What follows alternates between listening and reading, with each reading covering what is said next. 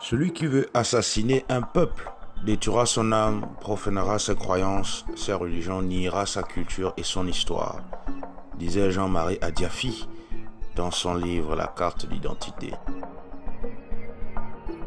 Les Africains ont naïvement abandonné leur culture ancestrale à la demande de la mafieuse Église chrétienne de Jésus ou de la mosquée sacrée de Mohammed, sous le fallacieux prétexte que la culture africaine était démoniaque.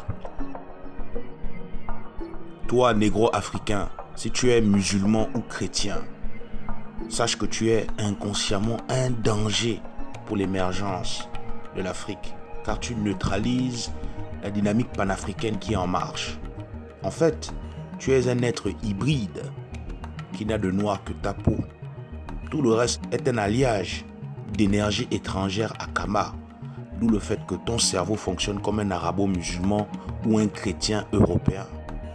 Tu as été conçu pour superviser le bon déroulement du programme de destruction de la culture et du patrimoine historique de tes propres ancêtres.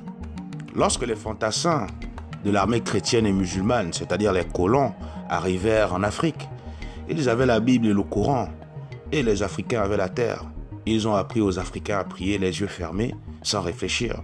Et lorsque ces derniers ont ouvert leurs yeux, ils constataient qu'ils étaient devenus des chrétiens musulmans, comme leurs bourreaux, sauf qu'ils n'avaient plus leur terre, car elle fut échangée par la Bible ainsi que le Coran. En vérité, le christianisme et l'islam ont toujours été depuis des siècles un facteur d'aliénation et de déstabilisation du continent africain. Chaque Africain converti à une religion abrahamique est en réalité un agent double de l'impérialisme contre la révolution culturelle de l'Afrique. Toutefois, et comme nos ancêtres le disaient toujours, chaque problème a une solution. Pour casser cette spirale infernale de l'aliénation culturelle, premièrement, il faut que le négro africain christianisé appelé le noir européen et le négro africain islamisé appelé le noir arabe fassent le premier pas vers la vérité. Il faut qu'il accepte la réalité sans avoir honte de reconnaître que toute sa vie n'a été que mensonge et manipulation. Deuxièmement, ces derniers ne doivent jamais cesser de s'instruire. Les plus grands hommes et les plus grandes femmes de ce monde ont acquis par eux-mêmes, en dehors des universités, toutes les connaissances que les universités dispensent. Et vous avez l'opportunité de faire la même chose qu'un étudiant, c'est-à-dire lire et étudier.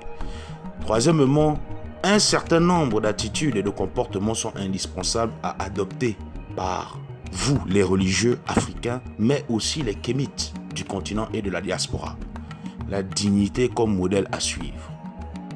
Vous, Africains religieux, ici et maintenant, prenez la résolution ferme de tourner le dos au chemin de l'église et de la mosquée. Vous devez ici et maintenant arrêter de perdre votre temps précieux dans des prières inutiles adressées à un être dont vous ignorez totalement. Cherchez d'abord à connaître qui vous êtes en dehors de ces livres religieux. Apprenez à lire autre chose que la Bible et le Coran. Questionnez le sacré, qui est en fait en vous et nulle part ailleurs. Posez-vous des questions sur vous-même et votre vie. Expérimentez et appréciez la vie présente.